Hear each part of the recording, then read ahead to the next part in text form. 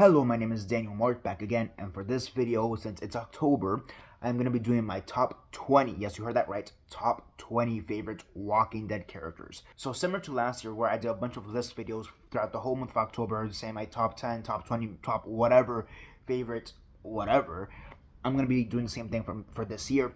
Last week was a little bit different because I still had one more event and it was actually kind of horror based, so I kind of just did that instead. But for the next 3-4 weeks, I think we have 5 weeks here in October. For these next few weeks, I'm going to be doing a bunch of list videos because why not?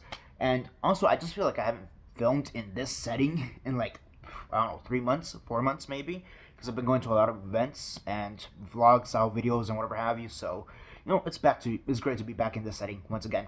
But yeah, again, October, Halloween, Walking Dead is my favorite show of all time. So here we go. My top 20 favorite characters from the show. And yeah, this is going to be the TV show, just strictly the original main series TV show. We're not going to really focus on Fear or Roll Beyond or Daryl Dixon or Dead City or Tales or the webisodes or anything else that's included in the TV universe. We're not going to focus on the comics. I may mention one or two things like from the comics or like, hey, this happened in Fear, or hey, this happened in the Daryl series, whatever.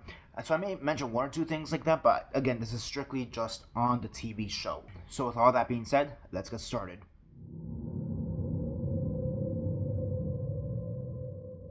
So at number 20, I have Juanita Sanchez, which is basically Princess. And yeah, I think honestly for the later seasons, they really didn't do a good job, if I'm being honest. They didn't really do that much of a good job in introducing good characters. I thought a lot of the characters they introduced, they were cool, like Mercer, for example, or Lance, to a certain degree, but none of them I really thought were good or really stood out all that much. However, Juanita Sanchez, Princess, she's definitely one of those characters that stood out. Just like in the comics, she kind of just pops out of you out of nowhere. She literally pops up out of nowhere in some random city, confronting Yumiko, Eugene, and Ezekiel. It was honestly just great, one of the funniest introductions ever. Her basically scaring the shit out of those horses. And then her and Yumiko just eventually bonding over not necessarily shared experiences or shared traumas, because their backstories are completely different. But it's one of those things that they both come to an understanding, and as well as her with Eugene, and then just her story throughout the Commonwealth, and how she's trying to get her boyfriend Mercer to do something about the corruption. It's very interesting. I do like it, and for that, I actually think she is a well-written character. So for one of the later season editions, she's a great character, and that's why she's number 20. On to number 19.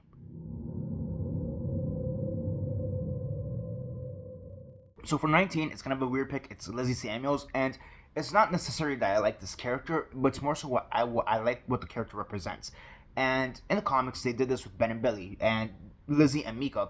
They're basically the TV show adaptations of Ben and Billy, and that's where you have two kids, two brothers in the show, two sisters, and they both take radically different reactions to the apocalypse.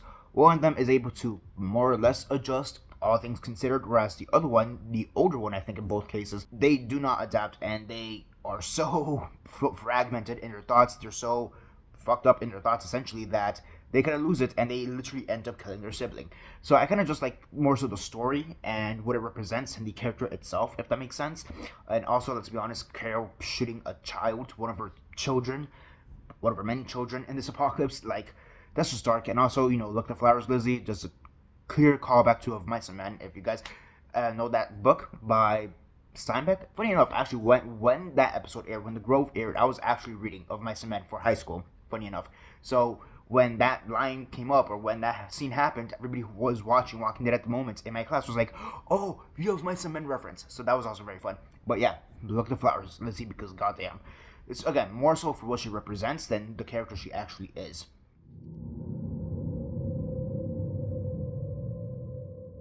And number 18, maybe this is kind of low, or maybe it's too high.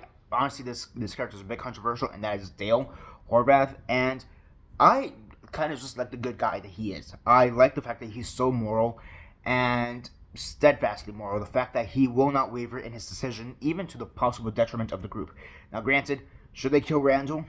Yes. I mean, that's undeniable. But I do like the conversations that came up out of it. And I actually remember watching a video not so long ago about how Dale was kind of a hypocrite, which I found very interesting. And if I find the video, I'll link it down below. But it's the sense that Dale is kind of a hypocrite in what he's saying, how he's accusing Shane and Rick and all these people, how the way they're arguing is incorrect. Yeah, he's arguing in that very same way, just for the opposite side. And I found that video to be very interesting. It actually made me appreciate the character a lot more. And just on top of that, you always need that moral compass, and he was the first true moral compass of the group. And honestly, despite the fact that he died so early on, he still has an effect that just goes beyond the Walking Dead, and was carried by Herschel afterwards, because Herschel became the moral compass. And even then, Glenn often still talked about Dale, in small little tidbits, like, oh, what will Dale do under these situations? So, his torch, his legacy is still continued on for a decent chunk of time within the show. So that was still great. So yeah, Dale, number 18, next.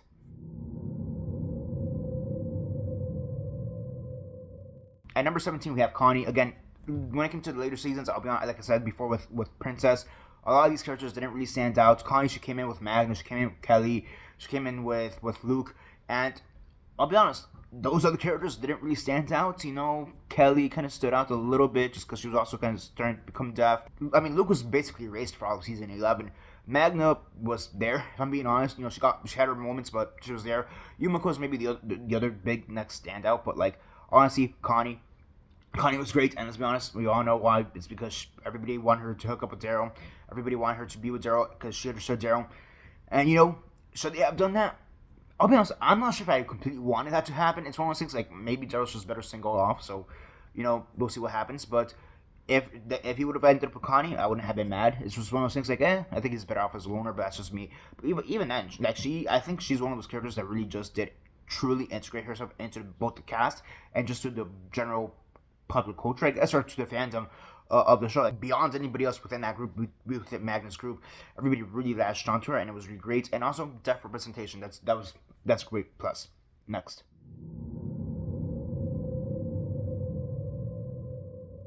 Okay, so I'm doing this like this because apparently when I recorded the original video, I completely forgot to talk about Alpha, which is my number 16 pick for favorite character. I don't know how that happened, so go figure. But yeah, honestly, Alpha is such a great villain. She's undeniably one of the scariest villains we've had. I would say even more so than Negan or Shane or the Governor in certain cases. I do think she is straight up just one of the most demented villains we've had across the entire franchise. I think maybe Lizzie, just maybe slightly scarier than her just because Lizzie's a child.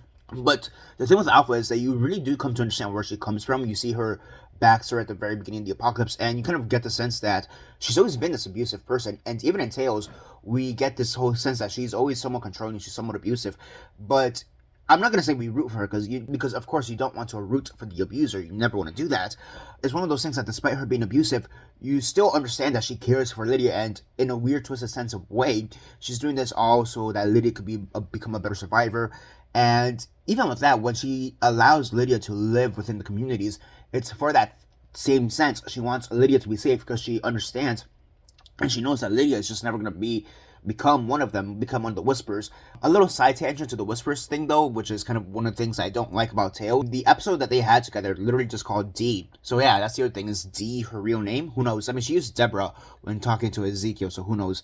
But besides the point, the one thing that I kind of don't like about Tales, so mini brands here, but it's the fact that in that episode, they kind of revealed that Alpha didn't start the Whispers, and that's honestly not my complaint. When it was revealed that Alpha didn't make the Whispers, I wasn't, I was taken aback at first, but, at the same time, they can retcon it because it's never truly said that who started the Whispers. And the one thing that does kind of piss me off, however, is the fact that they kind of made Alpha seem kind of dumb after the fact, because we know her backstory thanks to the TV series. So it's one of those things that she leaves the steamboat, she leaves Brooke's steamboat, gets found by the Whispers, presumably knows the Whisper tactics by that point. So she would have a mask, she would know how to make skin suits and all that, and then for whatever reason, she leaves at some point and just only uses the guts trick. I feel like by that point, if you leave the Whispers, no matter what, you would still, unless it's some moral thing, you would still want to use the Whisper tactics. Because then she goes to Beta, she finds Beta, and then she goes back to the Whispers, and then eventually uses those tactics. And it's one of those things that kind of makes Alpha kind of dumb in the long run. Like, why the hell did you do that? And they never, and of course, because Tales, that episode of Tales was written well after the episode that showed where she met Beta, there was never a chance for them to be like, oh, this is why I don't wear the skin suit anymore. This is why I don't wear the mask. Even if it was for like, hey, for Lydia's sake, I'm never going to use the mask again. But then it brings up that whole thing, like, why did you go back then as well? So, like, that's the one thing that kind of, like, just kind of pisses me off about Tales. Like, Tales just wasn't really well-written show, and that's my hot take on Tales. Despite that's probably everybody's favorite episode of Tales, the whole Alpha episode. In my opinion, that's actually one of the worst written ones because it kind of destroys the character literally within like the final seconds of the episode. So yeah, but yeah, forgot to record this part, so here we got a voiceover. On to the next.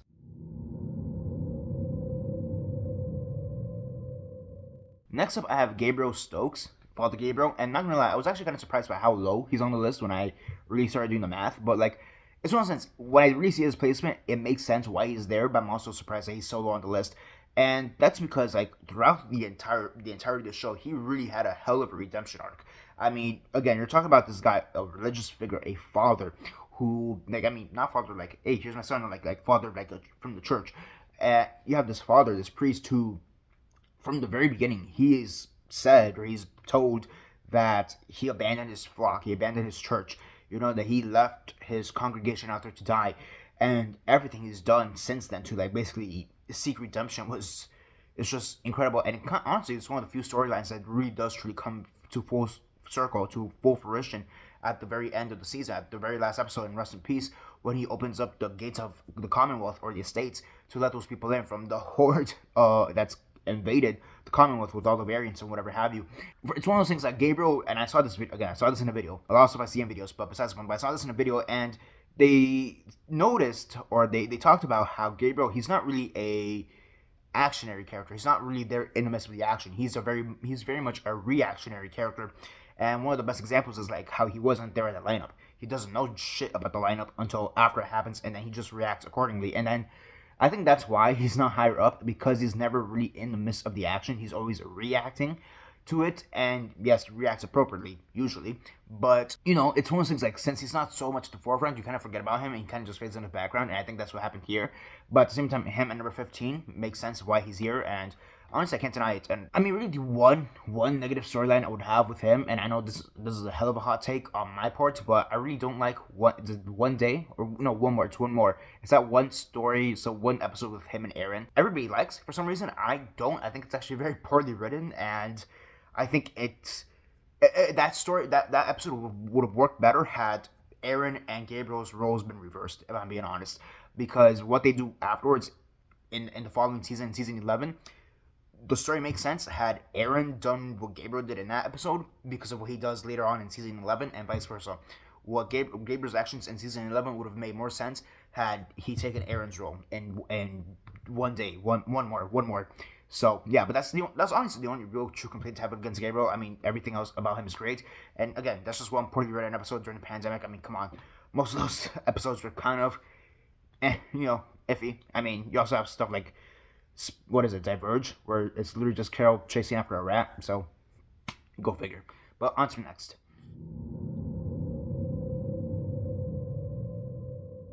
Next up, number 14, Morgan Jones. I'm not gonna lie, this is another one where I thought I was gonna have higher. I know I'm just supposed to be focusing on the TV series, but his character got obliterated in Fear the Walking Dead. I'm not even gonna deny it. Like, he had a few good episodes in Fear the Walking Dead. I'm not denying that, especially King County. That episode, chef's kiss. But it's one of those things that the legacy that Fear the Walking Dead has, especially in association to Morgan, it's what really tanks his character. Now, granted, in the TV series, it's not like he was this great character either. I'll be completely honest. It's not like he was this great character in the TV series, but people actually liked him for the most part. For the most part, and if not, he was just there and he was a good presence to have. I think Fear the Walking Dead, and even with me, Fear the Walking Dead is really what ruined his character into like kind of a flip-floppy mess, and how Fear the Walking Dead kind of became the Morgan show afterwards, and how he was really stuck in his ways of all life is precious and not really diverging from that. And I'll be honest, like, Fear the Walking Dead really honestly did ruin his character by a lot. I'm not going to deny that.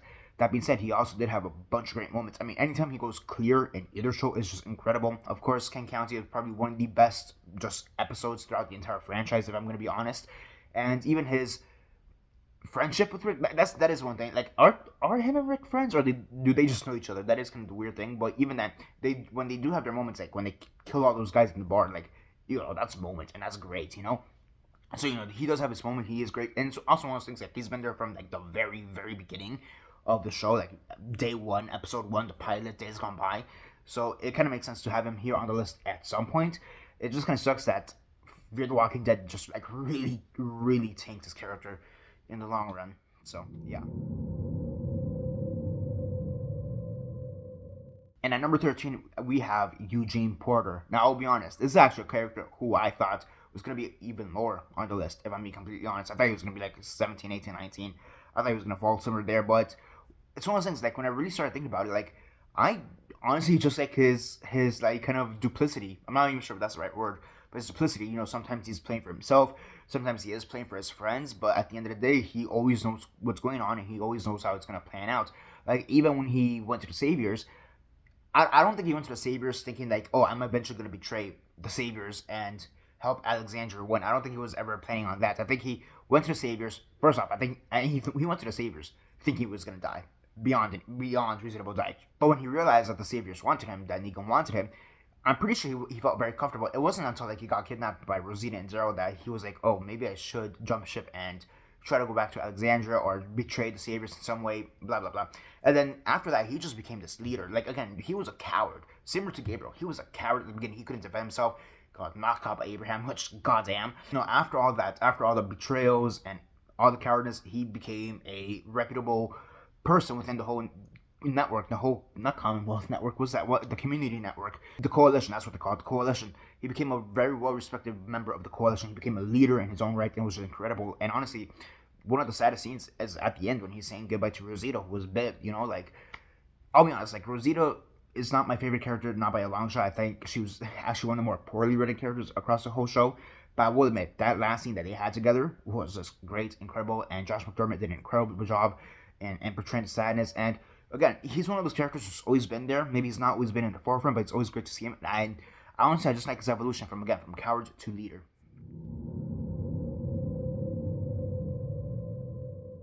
At number 12, we have Herschel Green. And, I mean, he's a moral compass. What else do you want me to say? He's a moral compass. He's a medic. And he's just great to have. Like, there's nothing really dark about him. Like, yes, he was an alcoholic. Yes, he may have abandoned his family for, like, a day, which was during Nebraska, or one night, after the bar massacre. But, like, aside from that, like, that's basically, he's a moral compass. And, like I said with Dale, like, Dale, again, was also the moral compass. Herschel did that and just, like, kind of went even beyond it. Like, if you want to talk about Dale's legacy, that's one thing. But if you want to talk about Herschel's legacy, that's a completely other thing. Like, Herschel's somebody who, like, even to this day, like, even in Dead City is still being mentioned. Like, again, his grandson is literally named Herschel as well. I mean, just think of that legacy. And it's one of those things that it kind of gets intertwined with the actor's legacy with Scott Wilson, because the very last thing he ever shot, or one of the few last things he ever shot before he died, was for The Walking Dead, was that goodbye scene between him and Rick, where that, when he's in the hallucinatory state, going in and out of consciousness. And again, it just shows that how big of a moral compass he was, how big of an impact he has on Rick, and honestly, again, how big of an impact he's had throughout the entire show, and even beyond. Again, going in with Dead City, there with Maggie as well, because she even mentions him a few times in that show. It just goes to show how big of an impact this guy had. Like, Dale started the moral compass thing, and then Herschel just ran with it.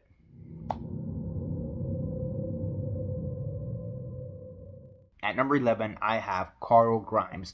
And I'm honestly not sure if this is a controversial placement for him. If, like, him narrowly missing the top 10, maybe not. I'm honestly not sure if I'm going to get shit for this one or not. But yeah, I have him here at number 11. This is one of those things that outside show stuff kind of affects his ranking. And it's kind of unfair because Carl should have been the face of the show after Rick left. Undoubtedly. I think we all know that, undoubtedly. Scott Gimple royally fucked up in killing him because of bullshit reasons. I mean, rumors was that he was about to be an adult, he was about to turn 18, and they didn't want to pay him properly. I think that's the main rumor that's been there. Like, he even bought a house. Him and his parents bought a house to just, be nearby the set so that he could get to work faster and all this, and that was just massively fumbled. I think that has a lot to do with why Carl is at this place and why he's not a top tier character, because realistically, his story was just beginning to go off when he was killed. And I understand that not every character gets a satisfying death, not every character gets a satisfying ending. I understand that. At the same time, this is the person that should have been the face of the show if Rick were to ever leave. And, I mean, just to be honest, Carl dying is the reason why Rick left, on top of everything else. It's one of those things. Like, let's get away from his death. Let's get away from his death, which in general is just also poorly handled in my opinion. But besides the point, we see him as a kid from the very beginning at like what 12 years old. I think by the time he dies, he's supposed to be like 14 years old or something like that. But because of aging, real life aging, he's not. But besides the point, but we see this kid and we see him grow up in the apocalypse. Kind of to tie it back a little bit to Lizzie, to a certain degree in the comics, Carl does go a little bit unstable in the comics, which is something we do not see in the show not that often, which is why like they did it with Lizzie. However, I do like what they did with Carl instead, where yes, he's not completely unstable like Lizzie was, or like even compared to his comic counterparts. However, there is still a darkness, there is still a jadedness in him because of this world, and we do see him like lash out a few times, especially when like the president fell and he's going against his dad's wishes, against Rick's wishes. That was great in my opinion. I think Carl Grimes, Chandler Riggs. I think Chandler Riggs is a little bit too hard himself because he sometimes says, "Oh, I wasn't the best actor," and again to a certain degree, I understand that because you were a child when you started off. But I do think he's a little bit hard on himself because I actually think he did a great job as Carl Grimes throughout the whole thing. I also think it's one of those things like just the fandom in general is a little bit dickish. They're kind of just assholes to child actors. Especially like they always criticize child actors, and I just think that's just very distasteful. And Carl Grimes is kind of the best example of that. I mean, there's reports that Anthony Asner, I believe that's the actor's name, Anthony Asner, who portrayed RJ, when he had that final line in The Ones Who Live. Apparently, people were just criticizing the crap out of him. I'm like, really? He had like 2 lines. What the fuck is there to criticize? So it's kind of the same thing. Like Carl was the original Anthony Asner, where he was always being criticized for his acting just because he was a child. Go figure. But yeah, no, I think he did an incredible job with what he was given. I think his character overall was great, and honestly, his character should still be alive. It is honestly a travesty and one of the biggest faults of The Walking Dead has that he is not still alive. Number 10. At number 10, I have Philip Lake, the governor. So, yeah, we had to get a villain. We had to get one of the top tier villains here, and Philip Lake, the governor, I mean, hell yeah. Hell yeah. I mean, you see this guy, and he's even described like this by Michonne in the show, like he's this Jim Jones kind of guy where he's very charismatic, but there's something underneath there, and you just savor every single moment of it. And I'll be honest, I think my favorite part of this is controversially something that a lot of people do not like, and it's actually the season 4 episodes of Dead Weight, and when he kind of reforms himself or tries to become a better man when he finds the entire Chalmer family. Apparently, a lot of people don't like those episodes or aren't the biggest fans of it. Funny enough, that's actually one of the aspects that I like the most because throughout his whole time in season 3, yes, I'm not going to say we see him as a completely evil man. I'm not going to go that far, but we do see him to a point where it's almost like, what is there to be redeeming of him? Like, yes, he's charismatic, but what is there to be redeeming of him? Yes, he loves his daughter. Yes, he's charismatic, but like, after Penny gets killed, after zombie Penny gets killed, he kind of just like goes off a cycle. And granted, it's very similar like that in the comics. I think that's a little bit more campy in the comics, honestly, because the guy looks like Danny Trejo, just saying. But besides the point, what they did in season 4 with him, where they actually showed some of his actual humanity in that part, that honestly made me appreciate the character a lot more. Like, it made the character make a lot more sense because it shows that he can truly be charismatic. There are times where he's literally not putting on a show, where he's not being fake with his charisma. No, there are times where he can truly be charismatic, and we see that in small bits in season 3, but we really see it in season 4 when he's with the whole Chalmer family, and we see him struggle with the whole idea of leadership, something we really don't see in season 3, but in season 4 we do see him struggle with that idea of leadership. Like, granted, the leadership thing still does come to bite him in the ass, quite literally at the end, but it's the fact that he really is someone who recognizes he should not be a leader, and yet he's still put in this position where he needs to be a leader, or else everybody dies. And I kind of like that, and that's one of those things. It's one of the biggest what ifs. What if the governor would have joined the prison? Granted, I don't think that would have been a very clean union at the end, but still.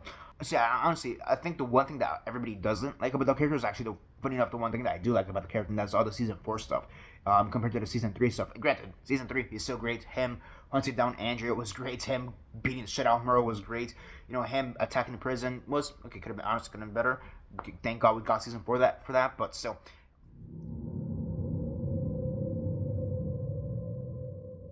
At number 9, I put Glenn Rhee. I mean, why not? I mean, he had to be here eventually. I mean, I think it'd be kind of a travesty if Glenn wasn't here at some point. I think that'd be like one of the most what the fuck things am I doing if I didn't put him on the list. But yeah, Glenn, I mean, he's a good guy. What else would I say? He's a good guy who, although he never really went into full villainy, because let's be honest, he's just a good guy. I did really much enjoy when he went into his darker moments. I think season 3 is probably the time he went the darkest, after the whole thing with Woodbury and his kidnapping, and the whole thing with Maggie. I mean, she wasn't raped, and I think he knows that. I think if not, Maggie would have told him, like, hey, he didn't actually do anything to me. Actually, I'm pretty sure there is a scene about that, but besides the point, him, like, trying to, not necessarily going for leadership, but it was also during that time where, like, Daryl left the prison to be off with Merle. There was also that time where Rick was hallucinating about Ghost Lori, and people need leadership, and Herschel also wasn't in the best position to be a leader, so to speak. So it kind of fell on Glenn, ironically enough, somehow enough, and you could just see it. He is struggling with that leadership because he does not know what he's doing. But I think from that point on, he really starts to truly become a leader. He is learning to become a leader, and it all started because of season 3. And honestly, even before that was season 2, season 1, with what he did. Trying to save Rick, trying to find a place with the Green family farm. Again, season 3, him trying, testing out the waters and becoming a leader. But even from there on out, in season 4, 5, 6, especially once it gets to Alexandria, he truly does become a leader. Like, he calls out Aiden's bullshit on how they do their supply runs, and he's like, oh, that's why you got your people killed. He's also a very forgiving character. I mean, let's not forget, like, what he did with Nicholas. Nicholas actively was trying to kill him for an entire episode, and he still forgave him, and allowed him to still be part of Alexandria. Granted, he didn't want anything to do with him for a good chunk of time as well. Like, I'll let you live, I just want you, like, 200 feet away from me.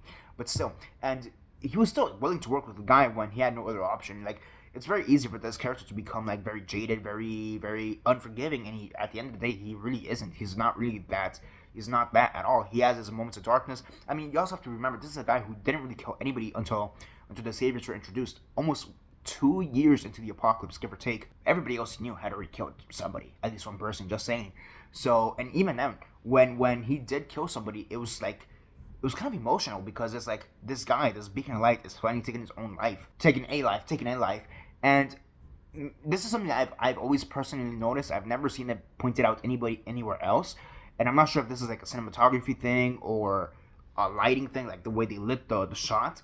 But when he kills the guys in the bed in the Savior outpost, when he stabs them, you can literally see, like, the whites of his eyes, like, disappear, to, like, turn black. Like, his eyes, like, literally turn black, and it's like metaphorically, the light going out. Like, I just like that effect, and I'm not sure, and I've never seen anybody comment that, so I just want to say that very fast.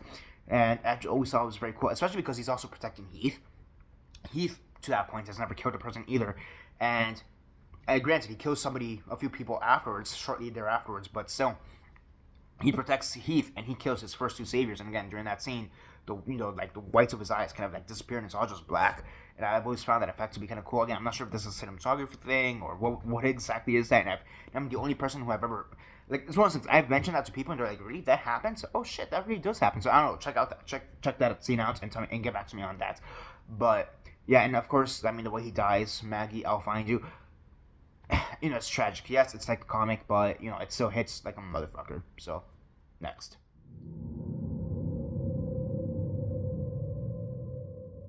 At number 8, I have Merle Dixon. Merle has always been one of my favorite characters. In my opinion, I think he's one of the most fun characters, even more so than Negan, even more so than Abraham. When it comes just to like fun characters, for me, it's Merle. Like, if you have to tell me who's the funnest character to see, Merle. Merle's an asshole. I'm gonna be honest. Like, let's be honest. Merle is an asshole. He's a racist, somewhat misogynistic asshole. I'm not even someone. He is a misogynistic asshole.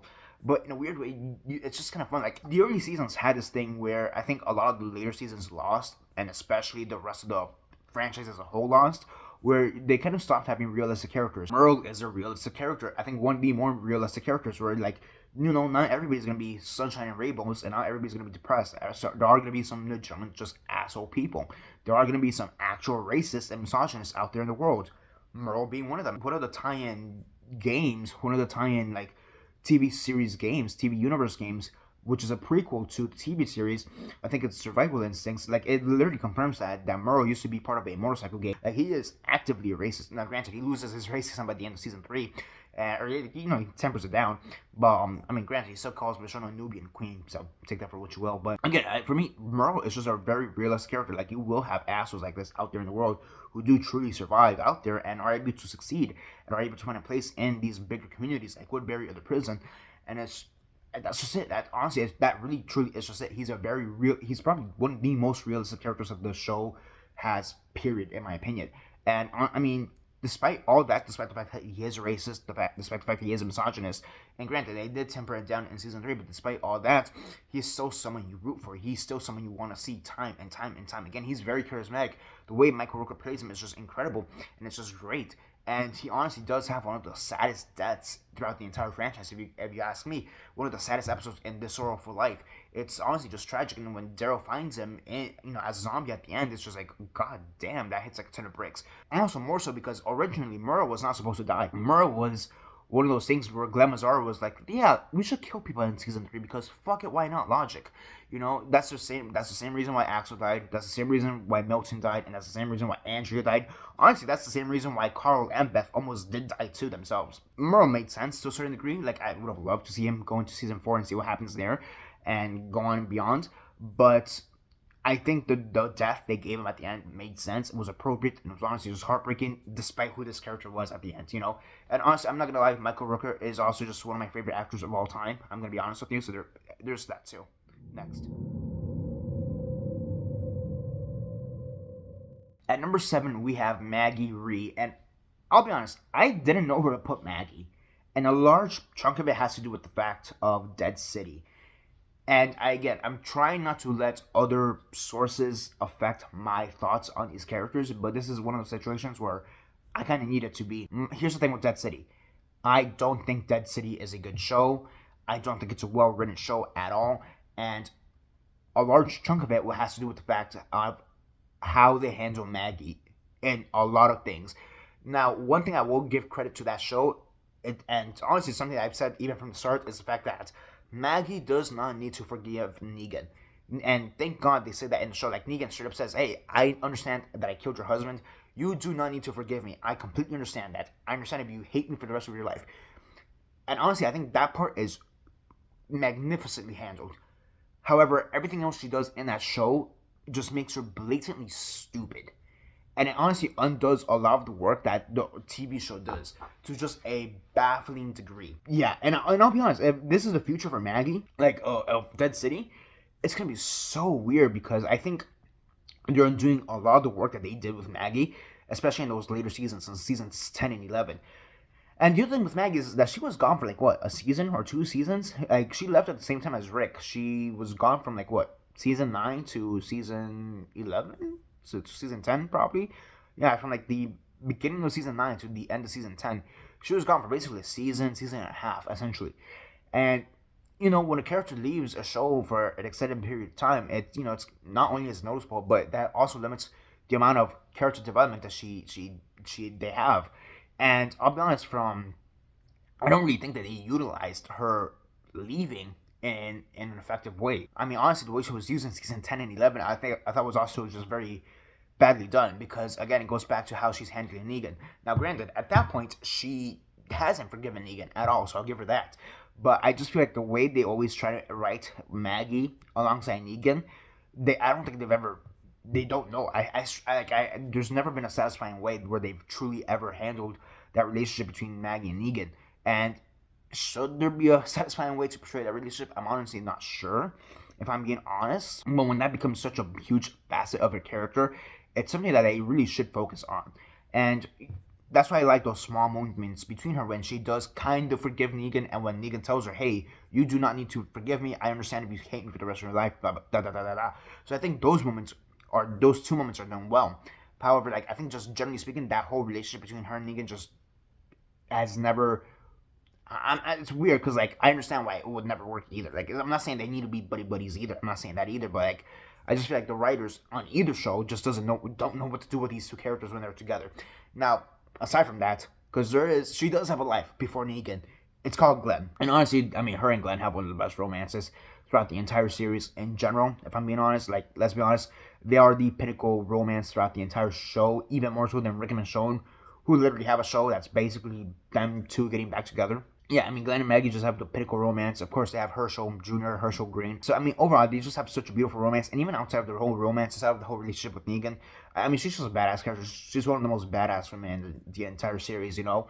And what she's able to do, I mean, she's a leader. She's a leader of the Hilltop. She's the leader of the Bricks. You know, she's one of the co-leaders of the coalition. She is a capital L leader, you know? And I think that's honestly one of the best things about her, that how, and her being a leader, she is such a badass. And it's just incredible. And it's one of those things that I'm not gonna say you don't expect it from the beginning, because you know at the beginning she's just this farm girl from Georgia, but you know just seeing her like evolve throughout the apocalypse into being this badass warrior has been incredible.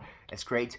Again, not really a big fan of what they do with her in the later seasons, plus Dead City, but that's a whole different story, which I already went into next.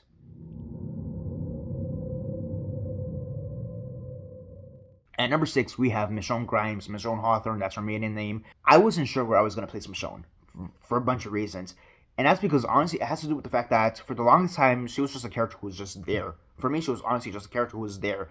And it didn't help that she left halfway through season 9 as well, because season 9, everybody wants to goddamn leave that show. I wonder why. During the time we did have her, what did she do?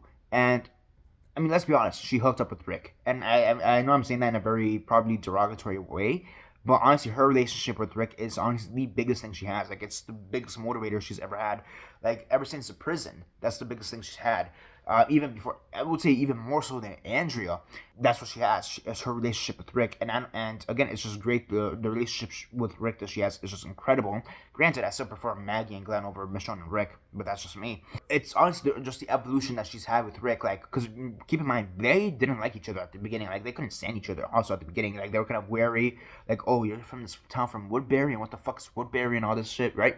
But you know, after all that conundrum, they became friends, especially during Clear and how that turned out, and it was just great. It was just great, and I honestly really have come to appreciate their evolution from you know strangers to friends to lovers, and you know husband and wife at the end, and it's just been great. And of course, she was a huge part of Carl's life before he died stupidly because of Scott Gimple, but besides the point.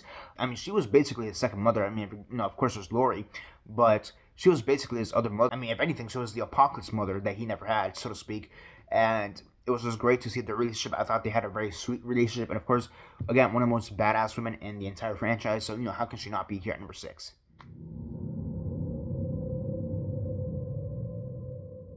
At number 5, we have Negan Smith. And I could go over the same diatribe that I had with Maggie, with Negan, but I'm not, because I already said that with Negan. And honestly, that is one of the big major reasons why Negan isn't.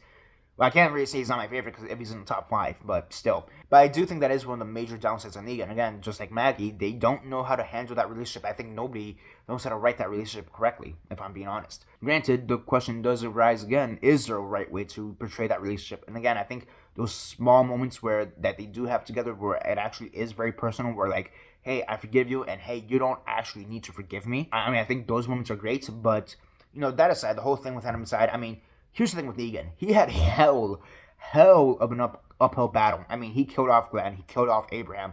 Two of the most beloved characters ever. You know, he quite literally popped out his eyeballs, you know, sucked my nuts and all that stuff.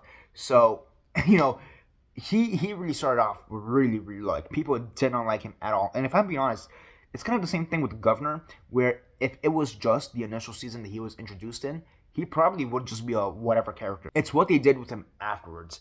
And unlike the governor, who had like 2 episodes after his initial season, no. Negan survived into season 9, season 10, season 11, into Dead City. He is still present there. And we've seen him have a redemption arc. We've seen him how he's, you know, he's been miserable, and not even necessarily under the imprisonment of Alexandria, which, I mean, granted, he probably was miserable to a certain extent, but, you know, he was also in his own personal hell because he essentially abandoned his wife, who was dying of cancer during the beginning of the apocalypse, which we saw in Here's Negan, and we saw how that really fueled his hatred towards the world, his hatred towards walkers and the apocalypse. How him losing his wife is really what changed him to the man he was, and him trying to redeem himself any which way he can, knowing that he can't ever be truly be redeemed in the eyes of these people. That makes sense, and it's always been that struggle with him, or that battle with him. Like, can I ever truly be redeemed? I know I can't, but I still want to try to find a way of redemption. Honestly, it makes sense that he would, his biggest way of redemption, or his biggest thing of redemption, would be to just leave. It makes sense why he would eventually leave the communities. I mean, granted, it has to do with the fact that he knew that Maggie was eventually going to murder him at some point. Still, like, honestly, I think the biggest redemption thing that he did was just leave. And of course, he did take on the Commonwealth, he did take on the Whispers and all that. So there was that, and that honestly probably did help him in the eyes of some of the people of Alexandria, Hilltop, in the kingdom, but still, it wasn't going to ever be fulfilled. He's one of those characters who, no matter what they do, they're never going to be 100%. He's always going to try to redeem himself some way. He's always going to try to be, apologize for something, and it makes sense. Given his backstory, it makes sense why he's always like that. Next. At number 4, I have Carol Pelletier. Not gonna lie, I actually thought that Maggie was gonna be higher than Carol, if I'm being completely honest. But it wasn't until I started really thinking about it, really thinking about the list, really thinking about what I like about each character. I'm like, no, Carol actually is better, in my opinion. And honestly, I don't want to bring up Dead City again, but like, Dead City really shot the bed. So far, Carol and Book of Carol has been good. Not to go into spoilers right now about it, because the whole second season did get leaked on thanks to Paramount Plus, which, my God, what the fuck were they thinking? Yeah, so I have seen all of season 2 already because it was already leaked. I'm not gonna give spoilers because obviously I don't want that shit to be spoiled for you guys. But I will say that her story arc in season 2 is just tragic, in my opinion, and it makes, like, going with who the character is, going with what we know about this character, it makes sense why they went the route they did, and it's one of the reasons why it makes me appreciate the character of Carol more. Or maybe that's why she's on number 4, because I just recently saw all of season 2. So I don't know. Thank you, Paramount Plus. And that aside, I mean, first off, her friendship with Daryl, I mean, it's just one of the best friendships. I mean, you want to talk about relationships in general, like, not just like, boyfriend, girlfriend, husband, and wife. If you want to talk about just relationships in general, they have one of the best friendships throughout the entire series. I mean, they are quite literally each other's best friends. It's the fact that even though she almost got Connie killed, at the time, they thought that Connie did actually die. Connie and Magna did actually die. The fact that Daryl was still pissed off at her, he was still able to forgive her. And honestly, that's just incredible. The fact that they're there for each other. I mean, season 2 is basically the reason season 2 of Daryl Dixon's a thing is because Carol's like, hey, where the fuck is Daryl? He should be here by now. I'm gonna go look for him, and I'm gonna end up in France somehow. I mean, overall, just Carol is also just one of those characters who, like, again, I don't want to mention the comics, but this is one of those things where I do need to mention the comics for. In the comics, Carol is just this weak, pathetic character who commits suicide, straight up. She allows a walker to bite her in the neck, and she dies in the prison. And they did a really great role reversal with that, where she is weak as well. At the very beginning, she's being abused by her husband. She's trying to protect her daughter. Of course, her daughter dies, Sophia dies, but despite all this pain and suffering, she becomes a stronger person. Granted, it's stronger with, like, an asterisk, because, like, mentally she's always fucked up. Mentally she's always ready for battle. Mentally speaking, she may get the group in trouble again. Just look at any interaction she has with Alpha, which makes sense. Especially because, Alpha killed Henry, which was, like, her 4th surrogate child at that point in the apocalypse. So, yeah, and that's the thing. Like, she's lost so many children. Sophia, Lizzie, Mika, Henry. Honestly, you could throw in Carl because of how long she knew Carl, since the apocalypse, since the beginning of the apocalypse, so you could throw in him there too. I'm just saying, like, she's someone who's just lost so much, and yeah, she's able to always bounce back.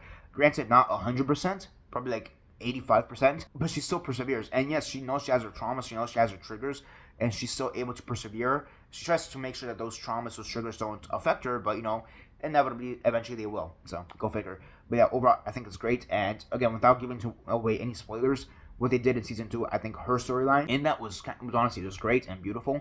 Even though I will admit.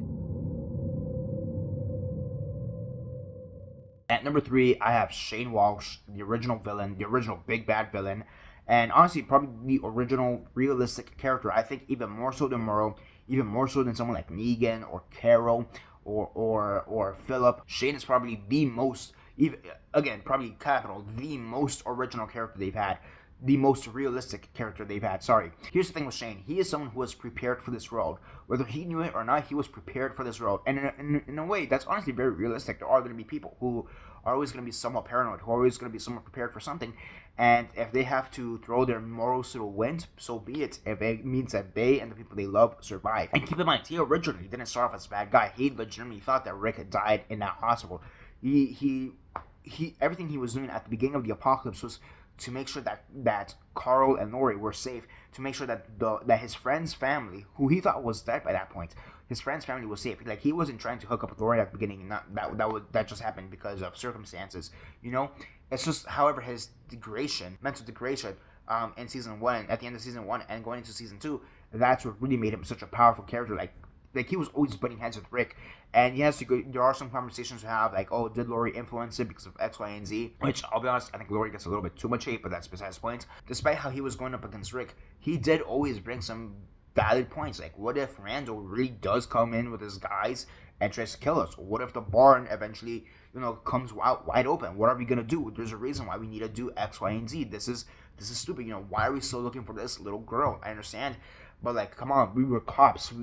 After 72 hours, we're looking for a dead body, and that was before. Now this is the apocalypse. After, probably 2 hours, we're looking for a corpse. He is such a realistic character, and granted, it is also kind of the Michael Rooker thing, where, I think John Berthel is such a gifted actor. I think he's such a great actor. He honestly is just one of my favorite actors of all time. So there is kind of that going in there with him. But still, I think Shane, overall, is great, and there's a reason why he's often considered the best villain of The Walking Dead. If I'm being honest. Okay, number 2. I think quite controversially, Rick Grimes. Yeah, I mean, he's the what do you want me to say? He's the protagonist of the entire franchise. I mean, even from the comics, he is the protagonist of the entire franchise. He is the good guy. He is the good sheriff. I mean, quite literally, in the second episode, he's literally described as Officer Friendly from The Roads Away, so there is that too. How can I not have Rick Grimes here on the list? Just saying. He is the protagonist.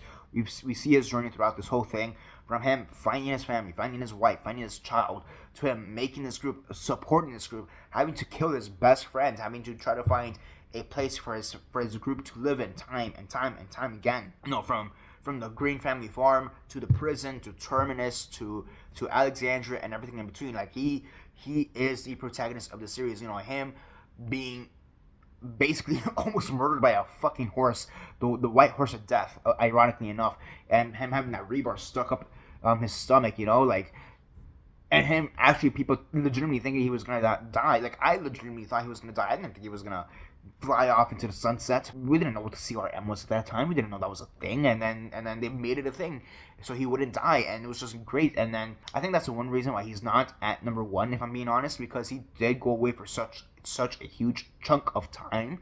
In my opinion, despite this whole story, he did go away for such a huge chunk of time, and I think when he returns, I'll be honest, The Ones Who Live wasn't a satisfying story in my opinion, and I don't want to say it's because it focused on romance, because I do think that is appropriate to focus on. I do think the romance aspect of it was appropriate to focus on, but I just think that series as a whole needed a few more episodes, 2-3 more episodes, to really probably flesh out the story, because everything was rushed, and I think a lot of that development, that character development, was rushed in The Ones Who Live, because we want to know where he's been at this whole time. We want to know more about the CRM and how he's been reacting to the CRM, and we do get glimpses of that. We do get some great episodes of that, but I don't think it's to a satisfying degree. And I think, honestly, that's the one thing that really hampers down Rick. I think that's why he's really my number 2 here, because I don't feel like we got enough of who Rick was thanks to the CRM in The Ones Who Live. His whole story was I think properly fleshed out in the original TV series, and had he just died at that point, honestly, he'd be number 1. I'll be honest. But it's honestly the fact that The Ones Who Live just wasn't satisfying enough, and the fact that they really didn't delve into who Rick was during this time, that he went missing throughout this whole time, and that's why he's kind of hampered down, in my opinion.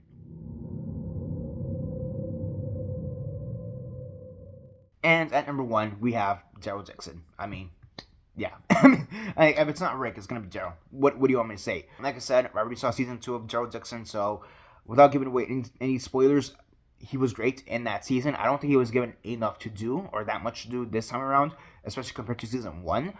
But overall, his story was great. Again, I'm not going to spoil anything there, but I think he has a great story there, which honestly is kind of surprising for who Daryl is, but at the same time, it also makes sense looking back at it by that same logic. Now, back to the TV series. Originally, you think he's just this redneck asshole. Let's be honest. But he's someone who just slowly, little by little, begins to integrate himself into the group, and it's just, it's just great, in my opinion, the way they do it, because he's very much a loner. Like, he's always a lone wolf. Like, there are periods of times throughout the TV series, and even in Joe Dixon, where he just goes off on his own to just, like, be with himself and try to do whatever chore or task he's being asked to do by himself. And it's the fact that people will not let him be by himself to a certain degree, and it's like, it's one of those things like, oh yeah, I guess I do have a family with these people.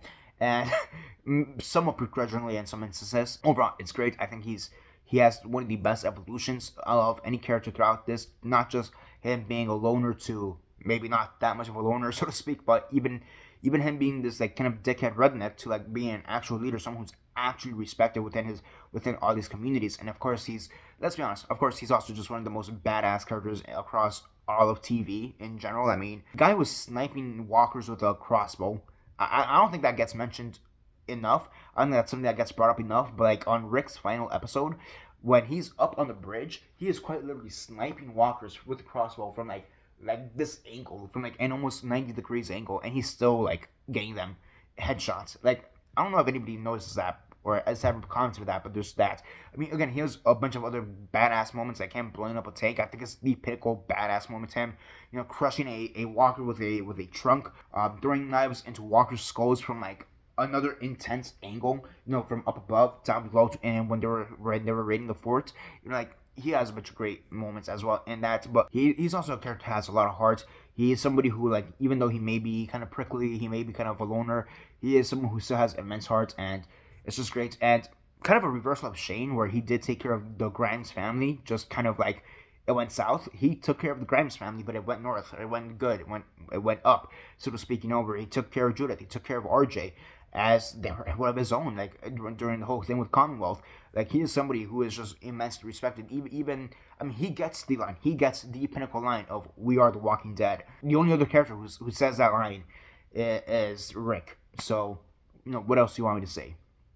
Number 1, Daryl Dixon. And just very fast, I wanted to go over some honorable mentions.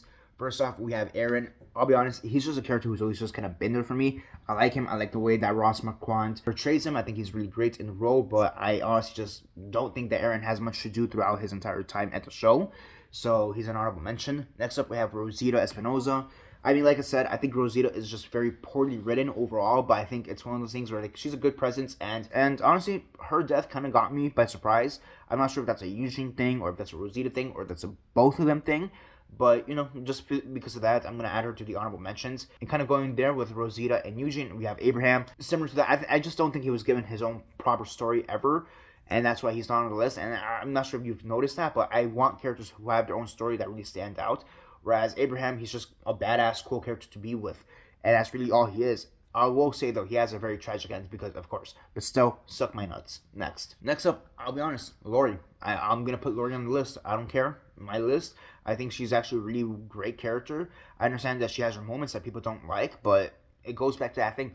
She is a realistic character. Honestly, the way she does stuff, the way she's written, is honestly very realistic, given the circumstances that she finds herself in. Next up, we have Michael Mercer. Honestly, similar to Abraham, he's just kind of a badass character who's there. I'm not gonna lie, he kind of just sits there like a ton of bricks sometimes, but he's good. I think the actor's good. And again, last of the badass characters, we have Beta. I mean, what do you want me to say?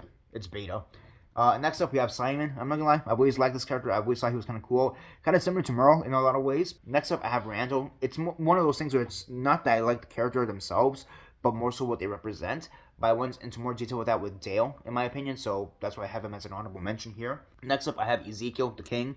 I mean, how can you not have him there? I actually did almost put him on the list as number 20, but I just kind of want to shout out Juanita. So, yeah, I don't know. If anything, Ezekiel is number 21. Let's go with that. Next up, I have Milton Mamet, which is one of the more minor characters that the show has. He was one of the governor's men, and he was like the researcher, the scientist. And I'm not gonna lie, I always liked him. I always thought he was kind of nerdy. I mean, he is kind of a nerd, but it's kind of one of those things like not every survivor has to be like this badass Abraham, Merle type of character. And maybe they're not always going to evolve the way Eugene does, but it's always great to have him. Honestly, he was a great presence during his time here. Next up, I have Dwight. I'm not gonna lie, I'm not sure if this is one of those things where fear has an effect on it or not, because he honestly wasn't given that much to do in fear either, in my opinion, until like their very final season. However, I do like what they did with him in that final season. I do think that the bulk of his major story, of his pinnacle story, so to speak, is given in Fear. However, here in the TV series, he's not really given much to do, in my opinion. Like, yes, he is kind of a turncoat, but I think most of his story, major story that I do like, actually comes from Fear. But I still want to shout him out in some capacity. And last but not least, I have Eastman. This is a one-time character. He only came in for one episode, and he's one of those characters that, despite only being there for one episode, he still has such a major impact across the show. And in this case, it's one of those impacts that goes beyond more than one show, because again, Morgan is in Fear the Walking Dead, so he even goes beyond that. So it's just crazy how much of an impact this one character has had. And yeah, those are all the honorable mentions on here. Again, just to go over them again, we have Aaron, Rosita, Abraham, Eastman, Laurie, Milton, Mercer, Beta, Simon, Randall, Dwight, and Ezekiel. Those are the honorable mentions. And yeah, that's basically it from now. That's the entire list of my top 20 favorite Walking Dead characters alongside all the honorable mentions. So yeah, what do you guys think? Who are your favorite Walking Dead characters? Comment all that down below. Let me know.